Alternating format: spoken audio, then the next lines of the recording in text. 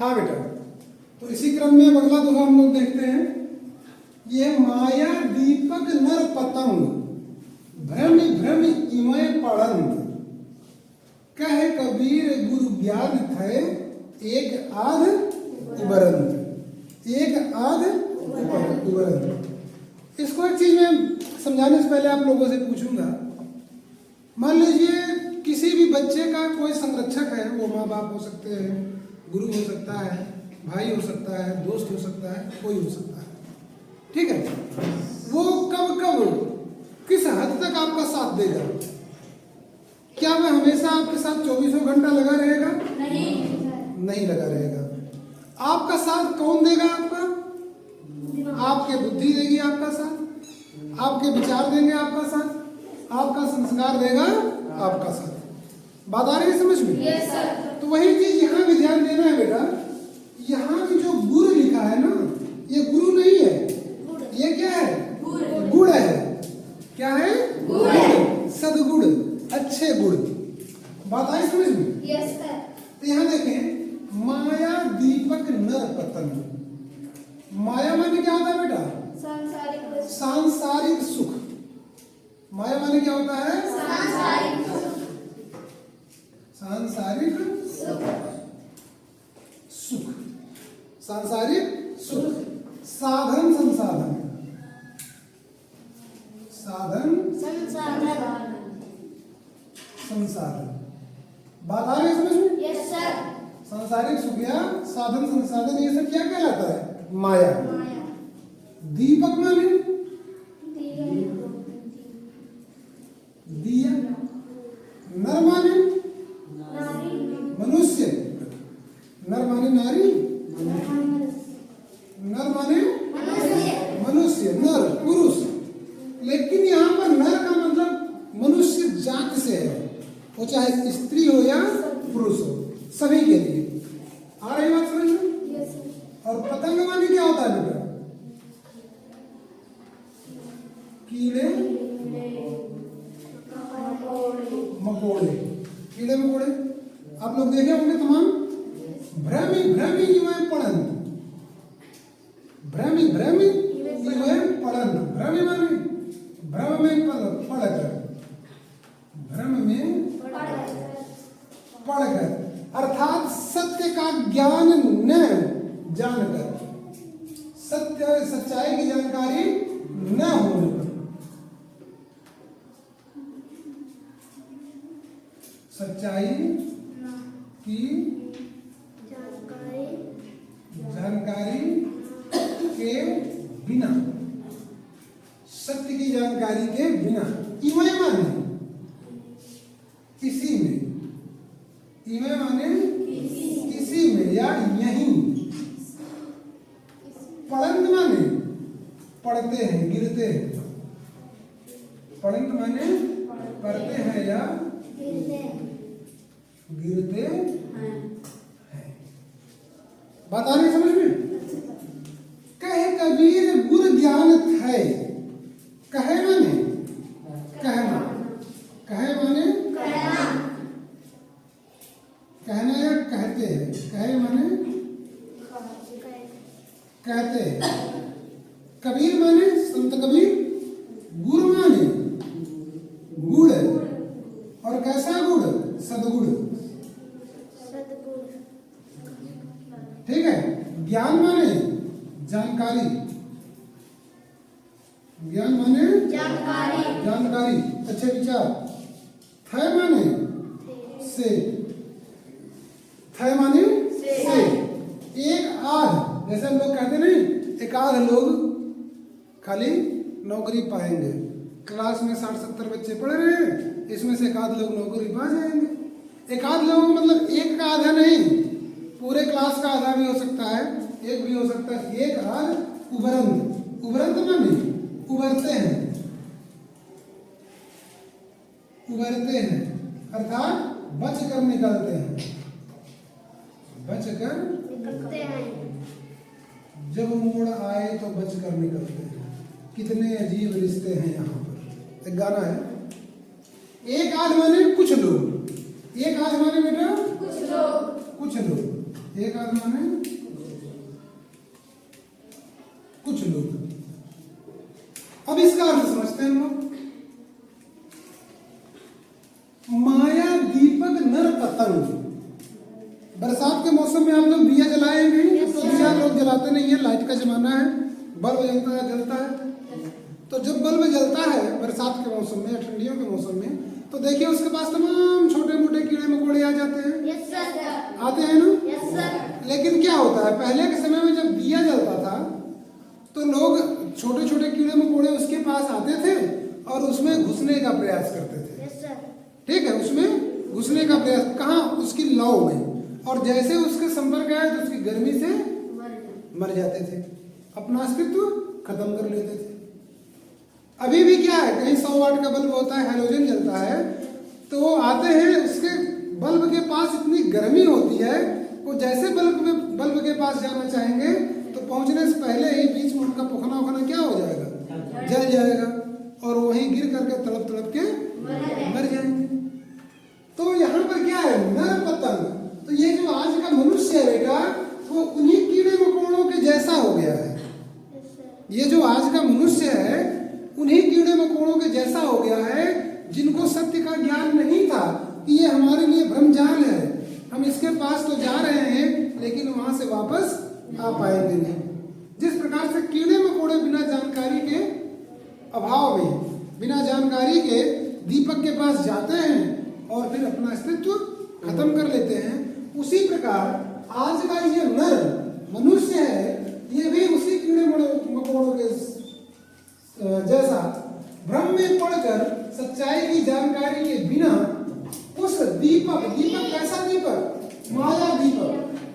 कैसा दीपक? माया दीपक। अर्थात जो सांसारिक सुख है, यहाँ देखो बेटा मैंने खुख लिख दिया है, सुख होना चाहिए, सांसारिक सुख है। जो सांसारिक सुख है उसका दीपक। हमको प्रेम मोहब्बत किससे है? अरे हमारा 2 तल्ला महल है, हम कैसी छोड़ के चला जाए, 4 बीघा खेती है, हमारे भले से बेटे बनाए अपने बेटी को देव। तो माया में ये जो सांसारिक सुख है, महिला, गाड़ी घोड़ा, और तो और हमारे आपके संबंध भी सांसारिक सुख हैं। हमारे आपके संबंध भी सांसारिक सुख हैं। कोई पुत्र अपने माता पिता के प्रेम में रह करके घर पर ही रह जाता है, कुछ सीखने कहीं बाहर नहीं जा पाता। कुछ माँ बाप अपने पुत्र के प्रेम में इतना रहते हैं, नहीं भैया हमारा लड़का नहीं पढ़ेगा लेकिन हम घर पर ही रहेगा, नहीं पढ़ेगा मंजूर लेकिन मेरी आंखों के सामने होना चाहिए। तो ये सब क्या है? सांसारिक सुख है। उनको क्षणिक सुख मिल रहा है उससे, लेकिन पूरी जिंदगी क्या हो रही है? बेकार हो रही है। पति पत्नी का संबंध है, प्रेमी प्रेमिका का संबंध है, पता चला कोई नायक है, कोई प्रेमी है, प्रेमिका के चक्कर में पड़ करके देश दुनिया से कोई मतलब नहीं, अवसर आया चला गया, एक समय में प्रेमिका भी चली गई, बेकार पड़े रहे, जिंदगी बर्बाद हो गई, ना इधर के ना उधर के। और अगर आपके पास कोई गुण नहीं होगा, कोई हुनर नहीं होगा, तो प्रेमिका अभी जाएगी आपके पास, उसको खा करके खिलाओगे। कर्म ही नहीं है, कर्महीन हो तो कैसे उसका गुजर बसर करोगे? तो ये सांसारिक सुख के चक्कर में, साधन संसाधन के चक्कर में हम लोग पड़ करके तमाम आपस में लड़ाई झगड़ा, बेमनस्ता, कटुता, इस तरह की तमाम बातों के शिकार हो जाते हैं। और फिर क्या होता है, धीरे धीरे हम लोग अपना अस्तित्व खोना शुरू कर देते हैं। हमारा मान सम्मान घटने लगेगा, लोग हमारी निंदा करने लगेंगे, हमारी बुराई चारों दिशाओं में होने लगेगी। वो तो फलाने ऐसे हैं, फलाने वैसे हैं, अब तो उनके अंदर कोई अच्छाई ही नहीं बची है ना।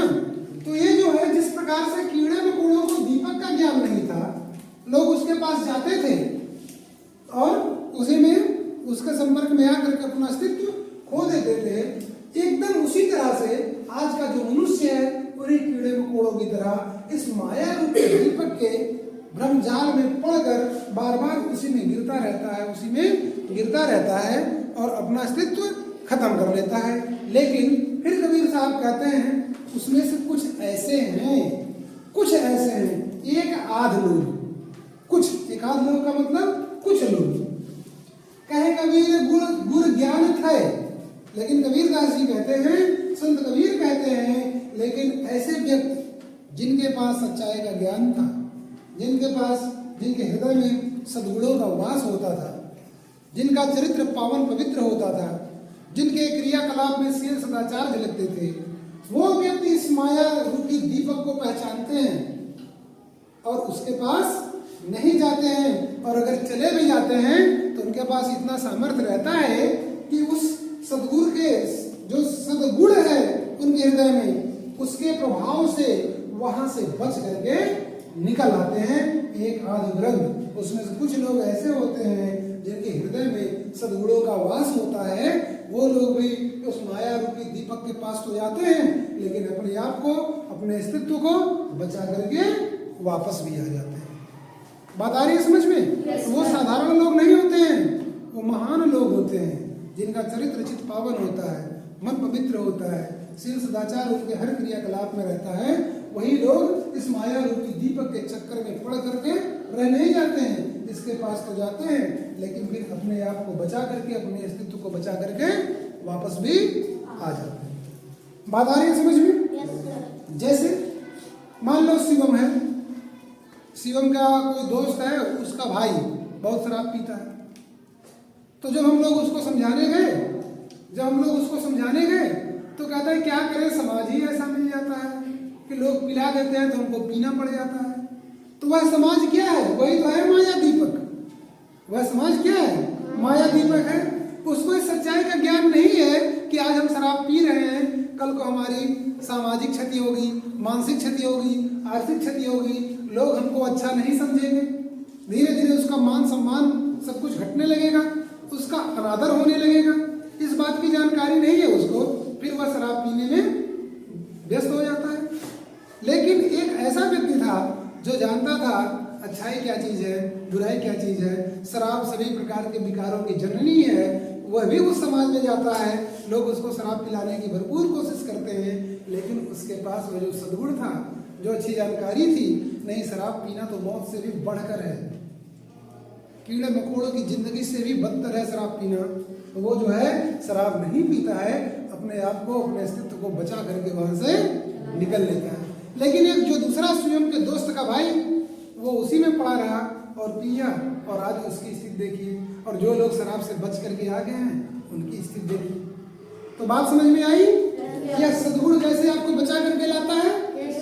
तो माया दीपक भाई सुख संसाधन, सांसारिक सुख, ठीक है, साधन संसाधन, तमाम इस तरह के उदाहरण है हमारे दैनिक जीवन में कि हम लोग उसके चंगुल में आकर के, उसके प्रभाव में आकर के भूल जाते हैं कि हम मनुष्य हैं, तो हमारा मनुष्यता का जीवन कैसा होना चाहिए। बात समझ में आई? तो आप लोग इसको लिखेंगे कैसे अगर आ जाएगा?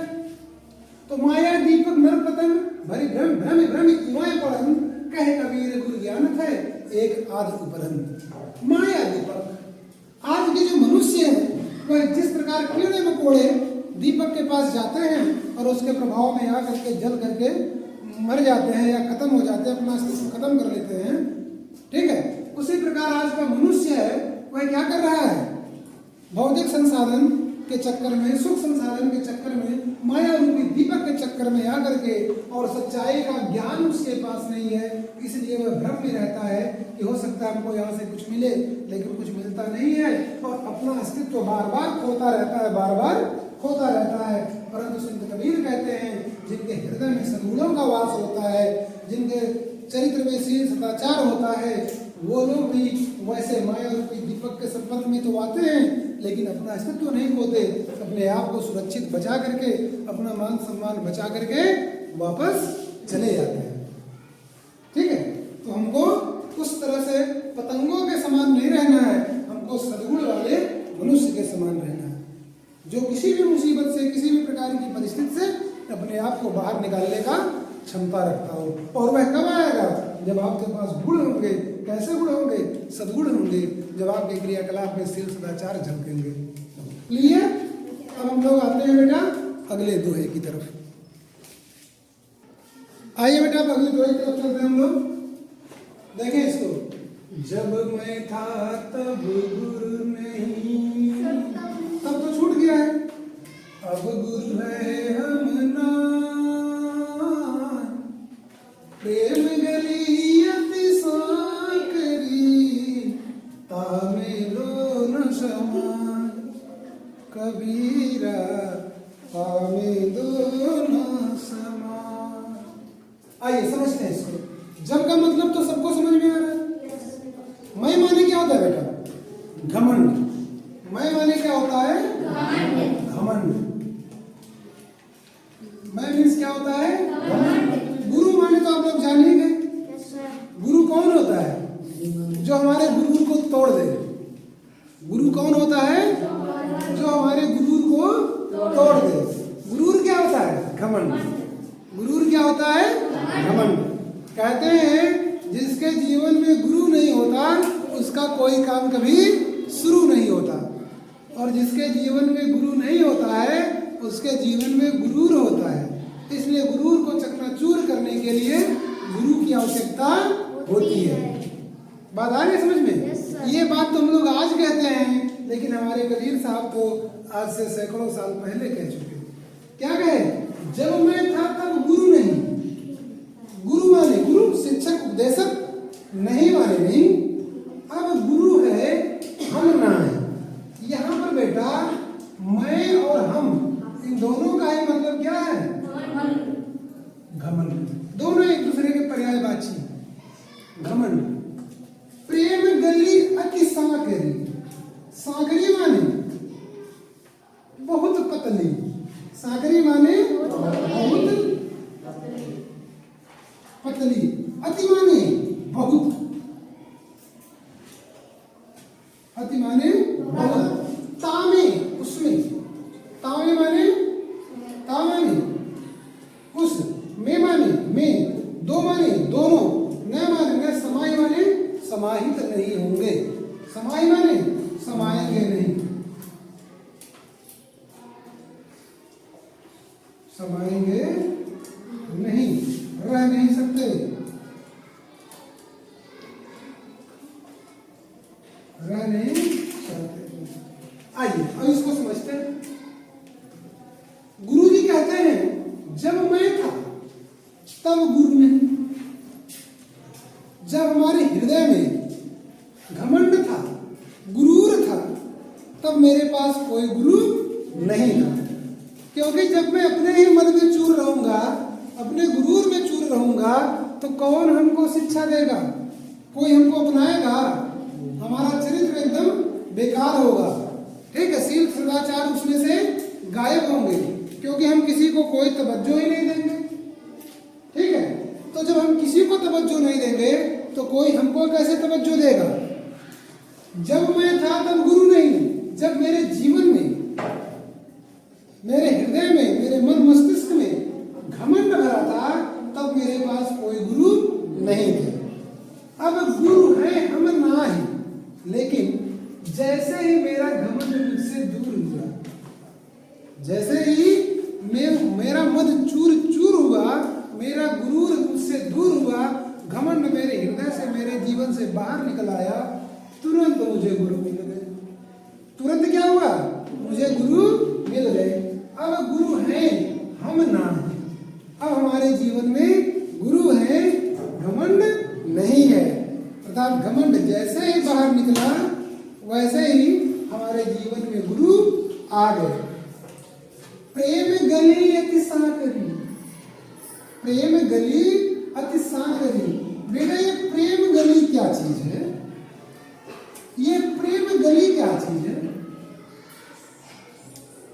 इंसानियत, हमारी आपकी दुनिया, हमारी आपकी ऐसी दुनिया जहां पर लोग प्रेम, तपस्या, त्याग, समर्पण, सहयोग, भाईचारा है, एक दूसरे के साथ अच्छे संबंध, रिश्तों में पवित्रता, ये सारी चीजें जहां पर पाई जाए वही होती है प्रेम गली। बात आ रही समझ में? त्याग, समर्पण, प्रेम, भाईचारा, शील, सदाचार, उत्तम चरित्र, उत्तम व्यवहार, रिश्तों में पवित्रता। ठीक है, ये सारी चीजें जहां पाई जाती हैं वह प्रेम गली होती है। तो कह रहे प्रेम गली अति सांकरी, और वह गली बहुत पतली होती है। अति सांकरी, बहुत पतली। तामे दो न समाए, उसमें दोनों में से केवल एक ही समाएगा। और प्रेम की गली में घमंड तो कभी समाता ही नहीं है। अगर समाएगा तो कौन समाएगा? प्रेम ही समाएगा। बात आ रही समझ में? प्रेम गली यदि साकरी तामे दो न समाई। अगर आप प्रेम की गली में हैं तो आपके हृदय में घमंड नाम की कोई चीज नहीं होगी। और अगर आपके अंदर थोड़ा सा भी गुरूर हुआ, थोड़ा सा भी मद में आपने चूर हुआ, तो आप प्रेम की गली में कतई जा नहीं सकते। वहाँ के लोग, वहाँ के विचार, वहाँ का रहन सहन आपको खुद अच्छा नहीं लगेगा। क्यों? क्योंकि आपके अंदर तो गुरूर छा गया। आपको लगेगा कि जो है वो मैं ही हूँ। वहाँ के लोग आपको अच्छे नहीं लगेंगे, वहाँ के लोगों का व्यवहार आपको अच्छा नहीं लगेगा। इसलिए अगर आपको उस तरह का जीवन जीना है जिस तरह से मैंने बताया कि प्रेम की गली कैसी होती है, वहाँ पर किस प्रकार की अच्छाई बसती है, तो आपको अपने हृदय से, अपने जीवन से घमंड को दूर करना पड़ेगा। बात आई समझ में?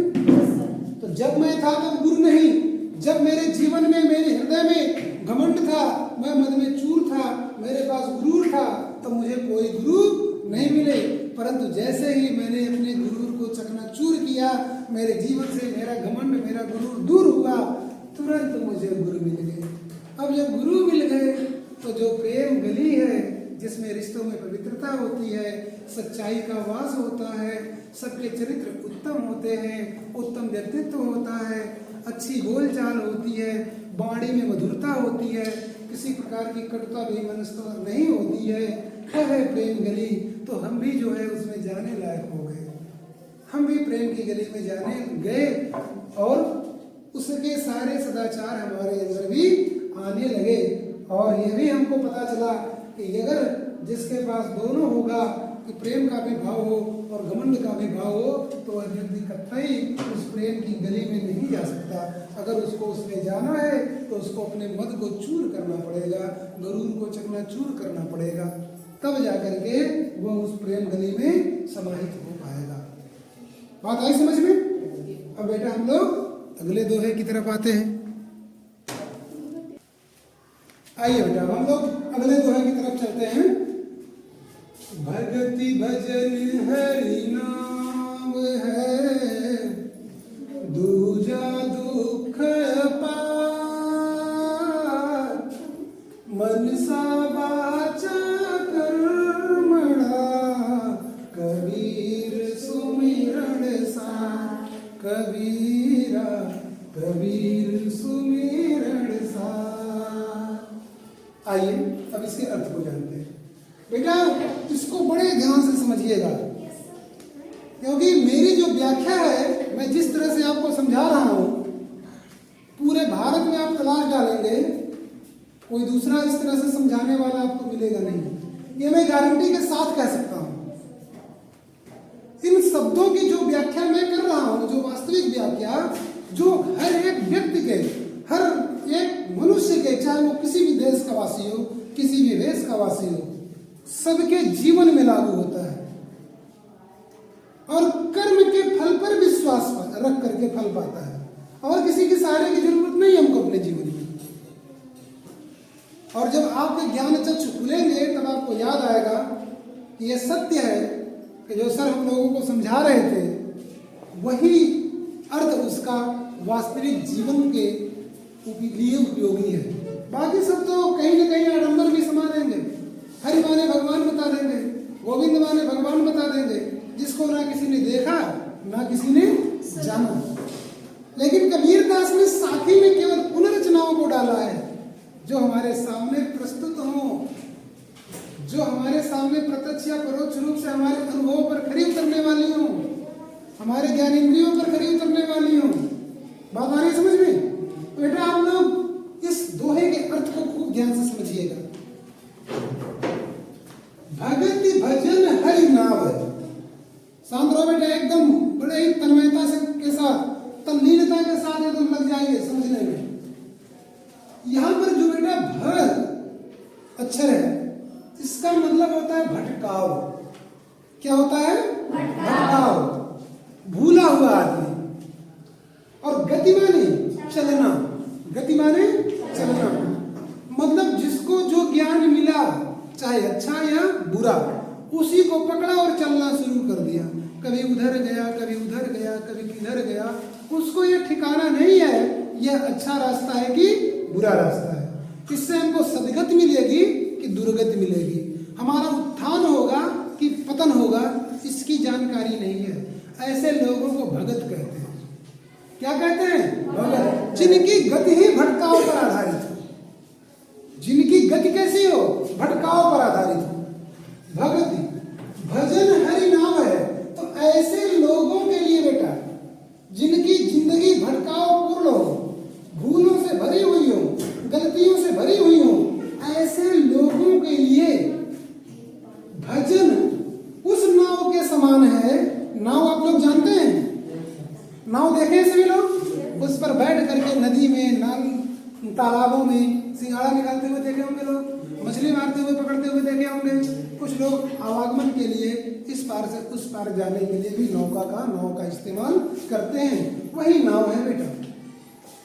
तो जो भटकने वाले लोग हैं, जो किसी भी अज्ञानता में पड़ करके इधर उधर अनायास भटक रहे हैं, इस गुरु के पास, उस गुरु के पास, इस भगवान के पास, उस भगवान के पास, कहीं किसी भगवान के यहाँ चुनरी चढ़ा दिया तो कहीं चादर चढ़ा दिया किसी दरगाह पर, उनका कोई ठिकाना नहीं है। उनको ज्ञान ही नहीं है सत्य का, सत्य का ज्ञान ही नहीं है कि हरि है क्या चीज। ऐसे लोगों के लिए जो भटकावपूर्ण जीवन जी रहे हैं, जिनको भगत कहते हैं हम, कोई कुछ और भी कहे, लेकिन हम ऐसे लोगों को भगत कहते हैं जिनकी जिंदगी भटकाव भरी, भूलों से भरी, गलतियों से भरी पड़ी हुई है। ऐसे लोगों के लिए भजन ही उस नाव के समान है जो हरि के पास हमको लेकर के जाएगी। अब प्रश्न उठता है कि हरि क्या है? प्रश्न उठता है हरि क्या है? तो बेटा हरि वह चीज है, सच्चाई और अच्छाई का चरमोत्कर्ष। आप अपने जीवन में अपने चरित्र को इतना पवित्र पावन कीजिए, अपने क्रियाकलापों को इतना सदाचार से युक्त करिए कि हर जगह, हर कृत्य में, बोलचाल में, रहन सहन में आपके केवल और केवल शील सदाचार ही दिखाई दे।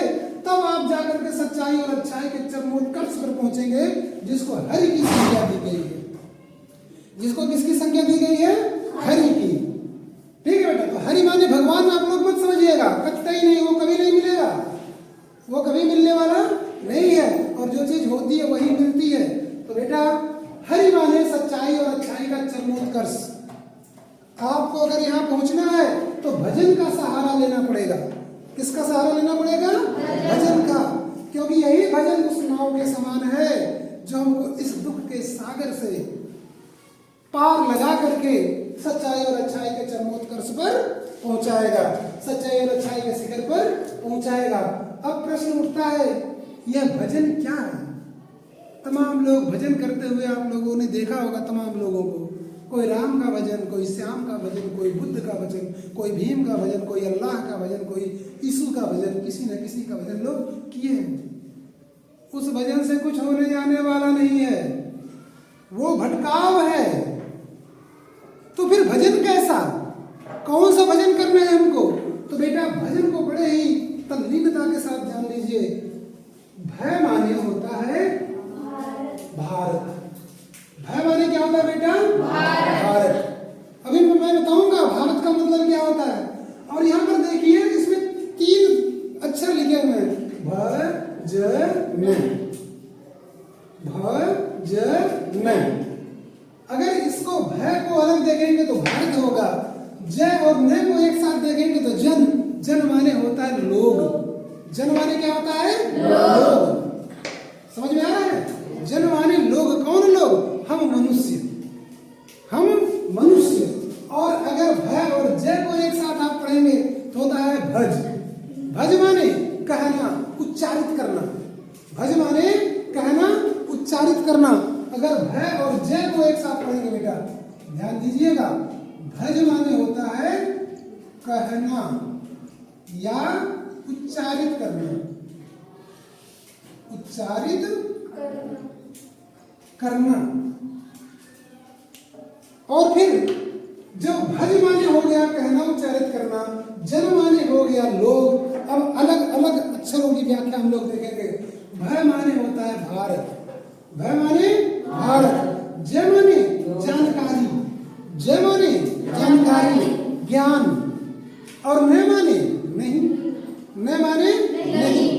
तो इसलिए बहुत विशाल शब्द है भजन।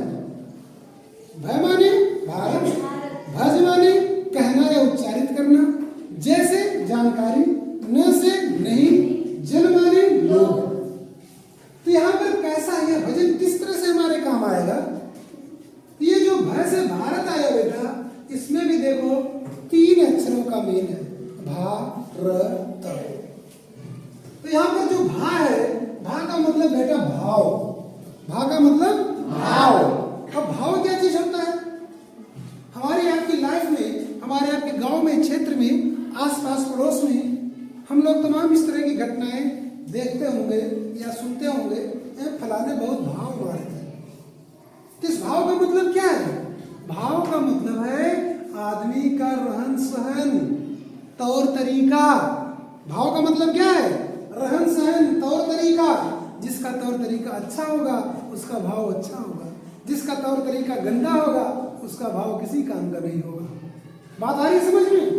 तो भाव माने भाव, र माने रस। रस क्या है बेटा? अभी हम लोगों ने पूर्व की कक्षाओं में रस को पढ़ा था। रस क्या होती है? हमारे मन की सुखद अथवा दुखद अनुभूतियां। रस क्या होती है? हमारे मन की सुखद अथवा दुखद अनुभूतियां। अर्थात यदि मनुष्य है तो प्रत्येक मनुष्य के भावनाओं का सम्मान करें। जिसने मनुष्य होते हुए मनुष्य की भावनाओं की कद्र कर लिया, मनुष्य की भावनाओं को समझा, सम्मान किया, उसने समझो जिंदगी के रस का स्वाद चख लिया। वो है बेटा रस। और त से क्या है? तत्व। त से क्या है? तत्व। तत्व माने साधन संसाधन। तत्व माने क्या है? साधन संसाधन। एक समय ऐसा था अपने देश भारत का, जब भारत का डंका पूरे विश्व में बजता था। भारत विश्व गुरु कहा जाता था, सोने की चिड़िया कहा जाता था भारत को। उस समय का भारत भाव, रस और तत्वों का देश होता था। उस समय का भारत कैसा होता था? भाव, रस और तत्वों का देश होता था। क्योंकि उस समय जो लोग भारत में रहते थे उनका शील सदाचार से भरा हुआ जीवन होता था, उनका पवित्र हृदय होता था, पावन व्यक्तित्व होता था, रिश्तों में भी पवित्रता होती थी।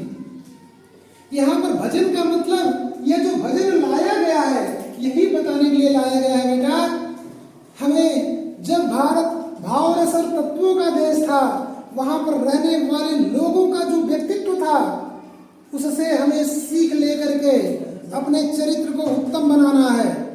उससे हमें सीख लेकर के क्या करना है? अपने चरित्र को उत्तम बनाना है और जीवन को चरमोत्कर्ष पर पहुंचाना है। बात आ रही समझ में? जो उस समय के लोग थे उनके चरित्र से जानकारी लेना है, और अगर जानकारी हम नहीं ले पाए तो कतई हम हरि अर्थात सच्चाई और अच्छाई के चरमोत्कर्ष पर पहुंचेंगे नहीं।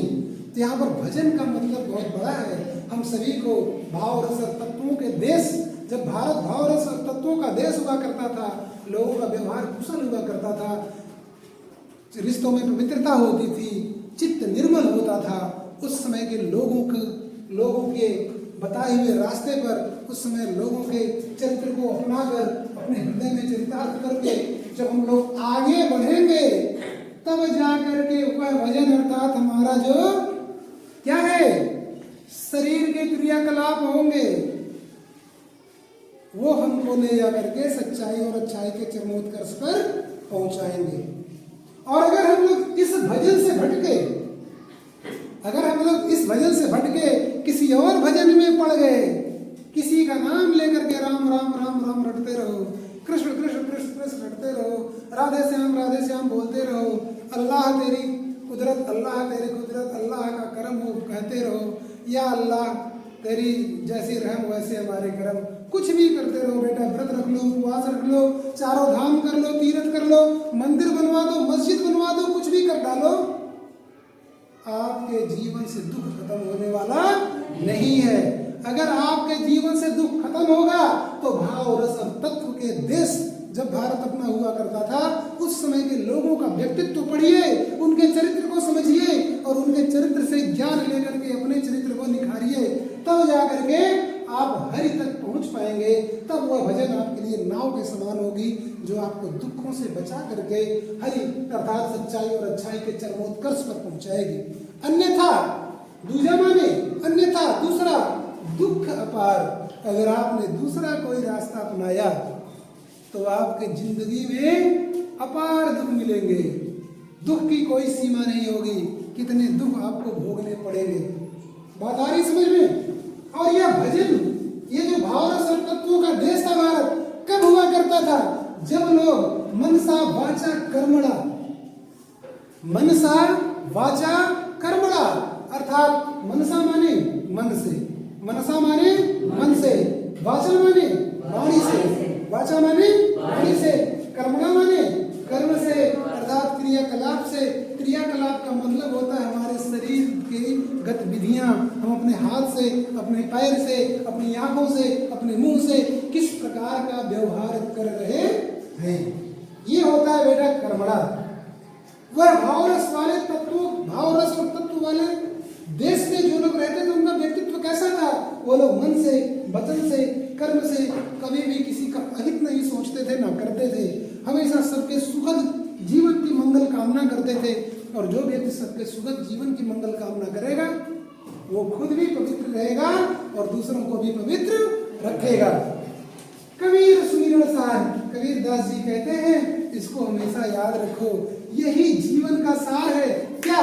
मनसा वाचा कर्मणा, हमको मन से, वाणी से और कर्म से हमेशा अपने आप को पवित्र रखना है। हमारे मन से कोई, मन में हमारे कोई विकार न उत्पन्न हो, हमारे मुंह से कभी कोई अपशब्द, कभी कोई कटु वचन न निकले जिससे किसी के हृदय में ठेस पहुंचे। हमारे कर्मों से, अर्थात हम अपने हाथ पैर शरीर के अन्य अंगों से कुछ ऐसी गतिविधि न कर डालें जिससे दूसरे को दुख हो। अगर इतना बड़ा काम हम नहीं कर सकते, केवल इन तीनों को हम लोग चेत लें, सुधार लें, अपने बस में रख लें, तो फिर हमारा जीवन सुखमय व्यतीत होगा, दुख से हमको मुक्ति मिलेगी। यही जीवन का सार है। तो इसे हम लोगों को समझना चाहिए और उस पर पथ प्रशस्त करना चाहिए। बात आई बेटा समझ में? तो अब हम लोग अगले दोहे की तरफ बढ़ते हैं।